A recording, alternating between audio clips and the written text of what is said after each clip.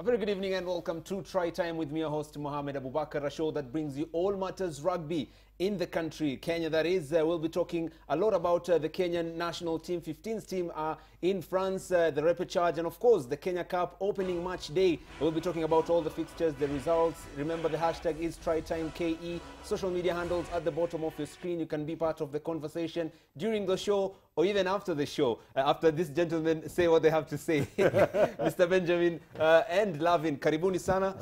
We have a lot to talk about in the next 30 minutes. We'll start off with the repechage, how things have gone so far. 2 games, 2 losses. What do you have to say, Benjamin, with the results and performance? Very expected. We were never going to qualify for the World Cup. That's because we were ill-prepared. We started doing these things too late, and we never took care of the goose that lays the golden egg. So we didn't expect a golden egg anyway. So for me, it is something that was called out way before. In fact, if not for just honoring the fixture, we ought not to have wasted that money, to be honest. To go all the way there. Yeah. So it was always going to be tough, Lavin? Yeah, definitely. You know, the repechage, it's like the last, it's like the last chance to make it to the World Cup. So all the teams that go for the repechage, they bring their A game. Unfortunately, like Ben just said, our preparation were less than ideal. And you find that's the reason why in games, in the first 2 games, we were competitive for about 15 minutes because that's the nature of Kenya. We scored brilliant tries. But tulikuwa tunasemanga uzito wa IRB. As in, after the first 20 minutes, now the experience of the more prepared side showed, and you can tell by the full-time scores. I mean, it's unfortunate that we didn't get the preparation that we required to go to the repechage. But you see, I mean, that's what happens. Yeah. We have an upcoming match against Germany. You think we can restore some pride a little bit? I don't know. Germany also want to restore pride.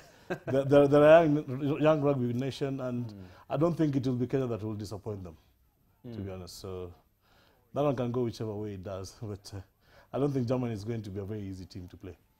Yes. Well, one thing I must say about, I mean, the Shujaa in general, and I don't know how I can put it, because the last time I saw the national team, the 15s, have big forwards was when Akina Benja were playing. The likes of Akina Ogre, but somehow through the years, our size unfortunately has been we've been growing smaller and smaller. You know, you can get away with it in the 7s and you can get away with it in the backs. But what do teams do when they realize that you have faster backs, you have steppers in the backs? What they do, they keep it in the forwards. In Itwanga boiler room, because that's where they do it. If you watch the game we played against Canada, they bashed us in the forwards. If you watch the game, yes, we played against Hong Kong. They bashed us in the forwards. So I think maybe, I don't know if the KRU need to go on a scouting mission. Waongea na Fabrice. You know, Fabrice is big, he's tall. He plays for the Simbas. You go look for the 7-kilogram baby who was born in Western. We put him in a program. Maybe that's the way to call it. So Fabrice, our sound engineer, you can give it a try. All right, Benja, what has been missing from your days and the team currently? No, the size issue has been a major problem. And it's in fact, there was a time I was joking and saying, maybe we just need to start breeding big people. Look for parents who are big. Chakula wakule ama ni gym or no, ni jeans ndio ni jeans ndio zinasumbua. So we need to there's pretty big boys, but it's just the consistency in having them. And you know, by big boys I mean 130 kilos, 6'3". We don't produce such in Kenya. We only produce 1 or 2. So even my firstborn son that I thought would be a giant, he's ended up being a midget. The guy doesn't weigh more than 80 kilograms. It's a disgrace to the society. But a good player nonetheless. I like, he plays well. But he disappointed me size-wise. Size has been an issue. Yeah, and you see also, if we go to the step of, I mean, scouting for big players, there has to be that intentional system that you put in place, and there has to be investment going into the 15s. Because 15s takes a lot. Imagine a squad of over 40 players. You have to put them in an environment for them to train and hopefully to win big games at the top. Now, very quickly, what should Snook and the boys target now, the future, and even the union? I don't know what Snook should target. I know what the boys should. Okay. The boys should target 2 World Cups from today. So I'm not sure whether Snook has any targets to follow.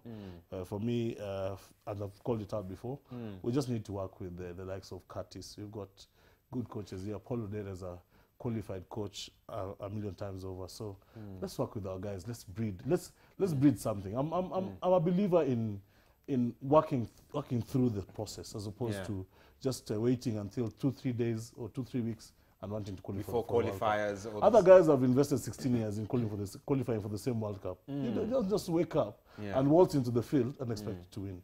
So the union has to rethink their plan. I don't know how they'll do that because it's been very difficult to rethink ever since my playing days. It's been very difficult for them to think our way forward. But progressively, I think we should just say that we need to plan. We need to have a good 8-year plan.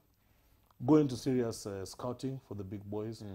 Nurture the younger ones now, so that in 8 years we have a chance at qualifying for a real chance of qualifying for the World Cup. Not this, not meeting the World Rugby Series fixtures. It make a lot of sense for you to aim 2 World Cups from now. Yes. Longevity. Yeah, I mean, it has to start way earlier. Yeah. Like Ben just said, you don't just wake up. And you see, this is something that you know that in 4 years there's a World Cup. Yeah. So you don't wake up 2 months to 2 months and expect to. I mean, you can do preparations for 2 months to beat Uganda, to beat Zimbabwe, to beat Tunisia.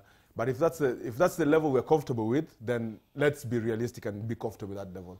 But if you want a shot at the big boys, then the investment and the intention has to be much, much bigger than we've had. Very well said there, gentlemen. All right, we'd like to shift our attention right now to the Kenya Cup, the opening weekend of the Kenya Cup. We brought to you live matches, 2 matches, that is. The opening one was between Nondis and Homeboys. Now, these 2 gentlemen were very sure Homeboys were taking this one, so that's a shocker. Yeah, it was a major shocker. I think Nondis might have listened to what we said and wanted to pull up their socks. But I think it was a dismal performance from Homeboys. They didn't come out to play as they ought to have. Maybe they took it for granted and they were punished for it. So it is. I was with their coaches earlier today, and I think Simon. Yes, I was with Simon earlier alongside Murunga, and the team was going to go under a lot of punishment for what they did not do on the weekend. So hopefully they walk out of there alive. One thing I noticed in the Homeboys approach, they were a bit individualistic, which is a far cry from them last season. And one thing Nondis were doing very well, they were stepping off the line and they were denying them the gain line, the break on the gain line. In fact, one of the tries they scored, as you see, is Bush Mwale from end to end. I mean, that's individual brilliance. But in terms of team play, I think it was, maybe it's week 1. They're still a bit rusty, but definitely for Nondis, it's a good win for them. I'd like to highlight the 9-10 combination, Mabwa and Juma. Juma is if you look at him, you can think that he's slow, but he's actually he has the brains of a flyer. It's only that he doesn't meet your ideal flyer physique. But I like the combination between Mabwa and Juma, the 9-10 combination for Nondis. Now at least Foxy can walk with his head high along Gong Road, the coach of Nondis. Oh, he was a mess on the weekend. I dreaded meeting him. Unfortunately, I had to meet him on Sunday when Harlequins was playing. So, yeah, I think they did quite well. The scrummaging might not have been up to speed, but when they got the ball, the little ball they had from offset pieces, they worked very well. And as Lavin says, their halfbacks were brilliant on the day. They played alongside the flankers very well, who carried the ball for a lot of meters, and that broke down the Homeboys group. So we are hoping that we see more exciting matches as we did the Nondis Homeboys. The opening game. Yes. And very quickly, they managed to take the lead before half-time, and then again lost it. What do you think went wrong in the second half? Because they're on the front foot going into half-time. I mean, Nondis, they were like jackals. I mean, they denied Homeboys go-forward ball at every single opportunity. And you see for them, like small kicks by Juma, it put a lot of pressure on the Homeboys. I mean, granted, if you look at their starting lineup, most of their regular players are not in. But I think this is something that they'll have to deal with for at least 2 to 3 weeks, because I understand they're going to Dubai for the Sevens. So quite a number of their key players. You have to get used to it. Yeah, I mean, just work with what you have. I mean, these are the same players you train with. They're in the same system. So essentially, they should be able to deliver. Bonus point, though. Yes, as usual, even as you lose and you manage to get a bonus point, which needs to be explained also, that if you lose within 7 points, you get a bonus point. Yeah. And that eventually will add up, because when they have their star players coming back and they're able to give it a shot at the games that are left, they should be able to want to have gained that bonus point. So it was an impressive one, though of course not what they'd expected it to be. The weather not too friendly on that day, I reckon. And do you think as well, maybe first game for Simon, let's just give him time? I really don't think so, because Simon has been in this team for the longest, and he's been shadowing Pau for a very long time. Maybe his combinations didn't come right, as Lavin says. There's been a few boys who've been missing, the sevens boys and the 15s boys who are away, and those are the crucial combinations. So we're just hoping that it is not something that will plague them throughout the season, because these guys are going to come back. And I think as they go to Dubai, they might skip that weekend's game. And postpone it, because they're meant to be playing Harlequins then, and I think there's already talks that the game is skipped on the weekend and then it is played on a later date. All right. Yeah. How do you think Nondis should build from this now, Lavin? It's a good win for them. Yeah. They have their tails up. I think they're meeting KCB next. Yeah, that's always a battle. But for them, what I can say is they were pretty confident in their forwards. Some of the tries they scored against the homeboys were pushover tries. So if they can just consolidate that. And their back rows, there'll be a lot of tackling, obviously, because if you want to deny KCB go forward ball, you have to do a lot of tackling. Otherwise, once they get that front foot ball, you'll be in trouble. So for Nondi's 9-10 combination, keep working at it. You'll need to play a lot of territory game against KCB, and your kicks have to go out, because they have a little back three who can return fire with the fire. Yes. Very well. You've mentioned KCB. Our second live game on opening day was KCB and New Boys Menengai Oilers. How do you think they fared, Oilers? Actually, I was quite impressed with Oilers for the first, I think, 15 minutes, because KCB camped in their 22, but they could not score.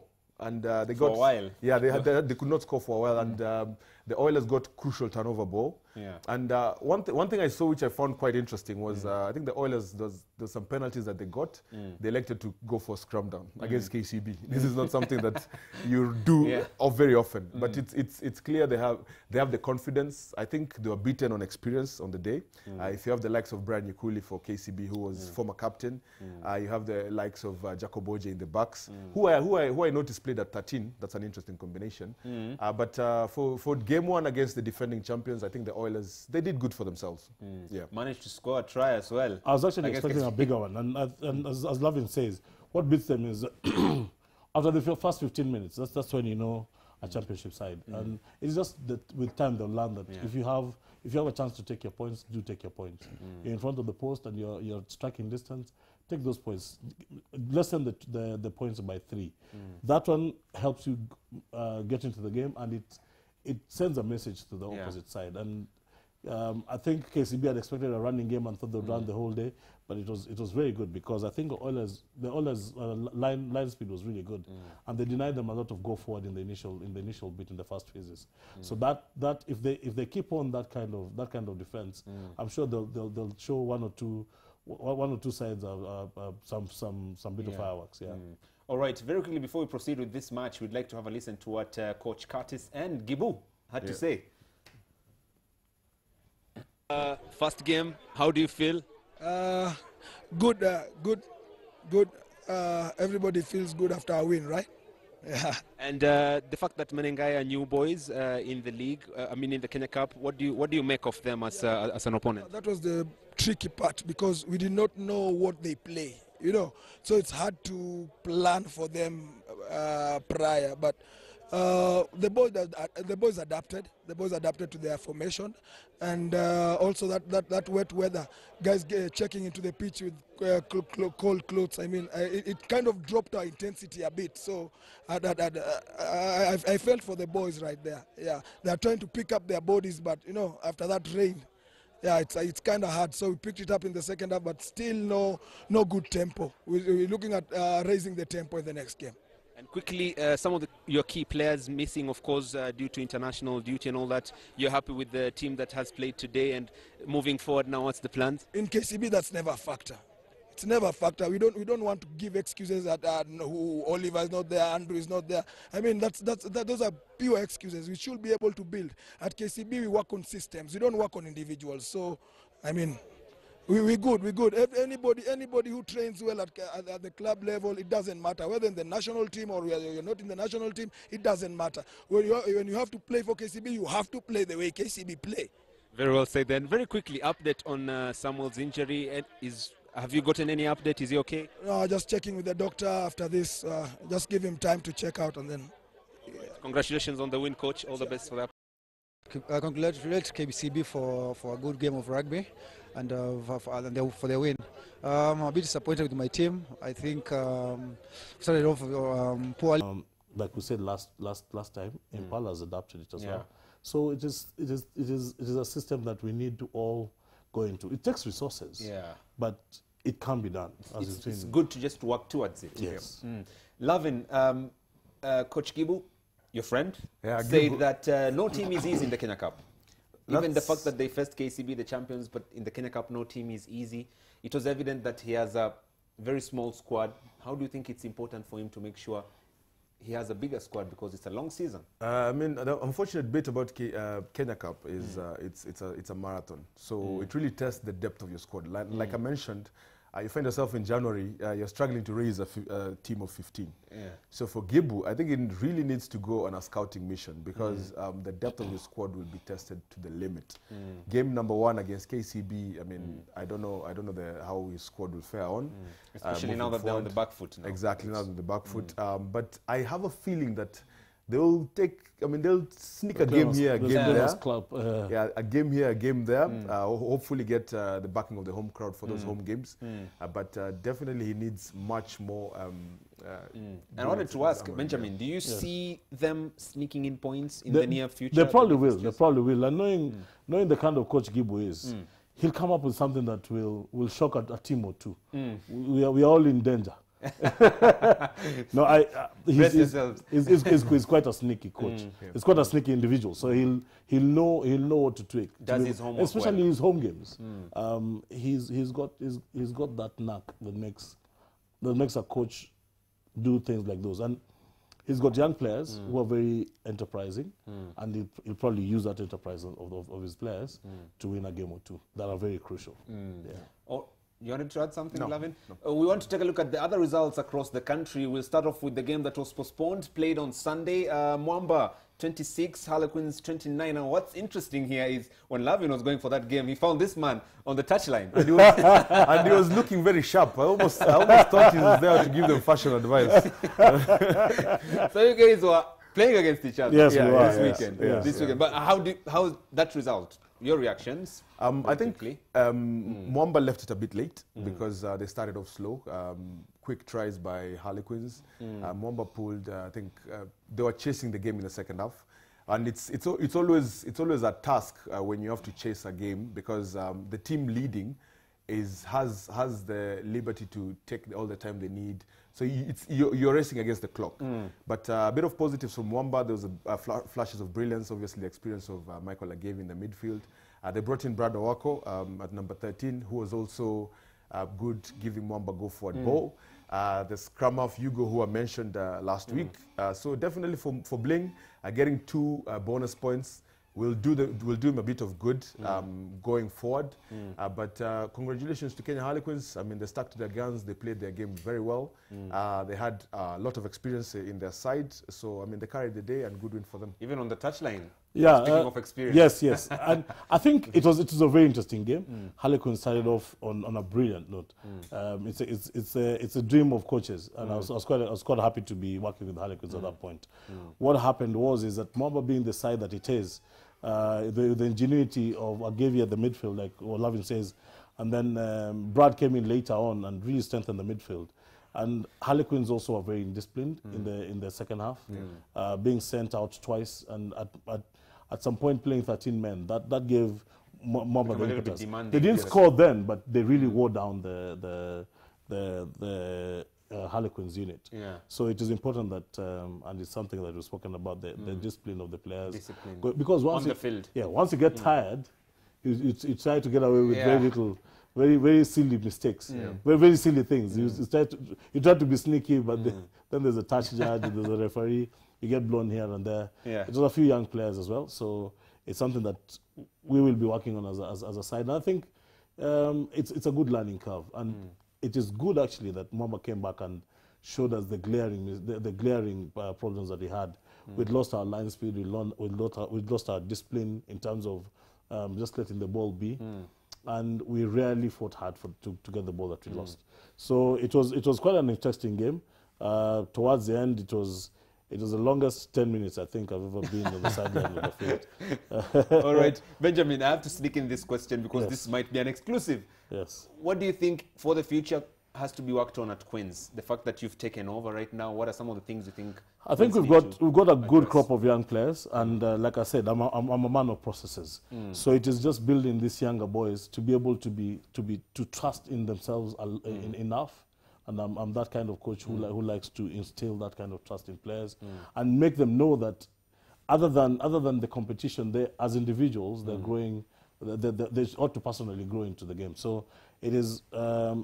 For me, it is getting the players to understand the game a little better and to trust each other in the system. So getting that system. We've got a very good coach in Kadovilis who also believes in systems. So we've started now, and we hope that in a couple of weeks we should be able to be at that point that we're taking off. Definitely. Yeah. Fantastic. We do wish you well, you and the Harlequins. We'd like to talk about the next fixture here. Impala, you guys said it's a close one. And it was a close one, 18-15, Black Blood Impala. Your reactions on the results? I think it's good for Impala to get this quote-unquote tough, well, not actually tough, but these tricky fixtures out of the way. Because they can take what didn't work for them against Black Blood and hopefully build on that to go forward in the other games. But it's good for Black Blood. They got a losing bonus point. So which, like Benja said, it really counts towards the end of the season. Yeah, it does count. So I think for me, this is more of, even though they didn't win on the scoreboard, but it's a win for Black Blood. Going to Impala and getting something off that game. That's an away bonus point as well. We'd like to quickly brush through the other results. Cabras, not a pretty welcome there for Mean Machine. It was never going to be. It was never going to be. And we spoke about it. Albeit the chairman being very cocky about the performance. I think now he knows why we spoke, how we spoke as wise men. So it is next time we would want him to listen to what we say. For we've been in this seat long enough. It was always going to be a punishment. It was always going to be a punishment, Lavin, for this one. And I think for Cabras, seeing that we didn't see them in the Floodies, so this is their first major fixture, and it's good for them to get a big win. It was like the riot police dealing with university students. Yeah, and they have Black Blood coming next, so whip them. Oh boy, brace yourselves. We'd like to have a look at the other one, Strathmore. The other side, you guys spoke highly of. Again, managed to pick a bonus point, although they lost in that game against Nakuru. Top Fry. The Leos, as you said, is a young side that is being coached by a very brilliant coach, and we expected that kind of competition, if not a win. Top Fry and Nakuru have been champions in the past, so you expected them to have the mettle that they did. So with Strathmore losing by a bonus point, it just shows you what sort of rugby to expect in the on season. So we'll see a lot more competition from Strathmore, and just as the Oilers will be, these are guys who can claim a scalp or two, which are going to be very important come the end of the season. Apart from that back-to-back championship season for Nakuru, they don't really travel well. They don't play well when they come to, they don't pick many wins when they come to Nairobi or travel away. So definitely it's a good start for them because they picked a win at Leo's. And I'm happy to see that, unlike last season where they refused to play because the pitch wasn't marked, they actually chose to play and they got a win. Congratulations. They shut me up because I'd predicted a Leo's win. But good I wanted us to revisit your predictions. Yes. No, it's perfect. I think we remember it quite well. I always thought it was going to be a tough fixture because Nakuru have a tradition. They have this very strong tradition. Playing them at home is a nightmare. As Lavin says, they don't travel very well. But when they do and claim, especially, like, I don't know that they scored a bonus point on that one, but if they did... Nakuru? Yes, Nakuru. They did, because that was 4 tries. So getting a bonus point away was a good thing for them, because playing them at home is one of the most difficult tasks. Very quickly, the shock result of the weekend for you? Obviously, Nondis versus Homeboys. I didn't expect that. Not Harlequins beating Mwamba? No, actually, I'd like to revisit. Now it becomes personal. I'm setting you up, Lavin. You won't right into that, did he? No, of course, the shock one was the Nondis Homeboys. Yeah. And a big kudos to Foxy Odal, who's the new coach. He's a good rugby brain. Has done a lot in terms of player development. He's done his work with schools, especially in Nairobi school. And he's brought up very, very good players who have come along with him to Nondis. So brilliant to see that young Kenyan coaches are doing a very good job. And we expect that we'll retire the likes of Snook and put these guys into a pool and get something out of this players. I see it. Loving. All right, very quickly, let's take a look at the fixtures, upcoming fixtures, round 2 of games. Which one is the one people should not miss here? Because of time, we'd like to try and rush. This Mwamba Homeboys one is a cracker. Nakuru Impala is a cracker as well. Yeah, I think Nondis KCB is a good one as well, because Nondis are confident. Yeah, they have the confidence. The tails are up. Yeah, the tails are up, but obviously. But they're playing. Where they're playing is something else. They're playing at the Den. Yes. Yeah. Yes. All the best, man. All the best, man. Yeah. Kichinjioni. It is, yeah. Now, obviously, Black Blood going hosting Cabras. Cabras, like I said, Nikama riot police. They've been handed students with they want to deal with. The university's derby. It's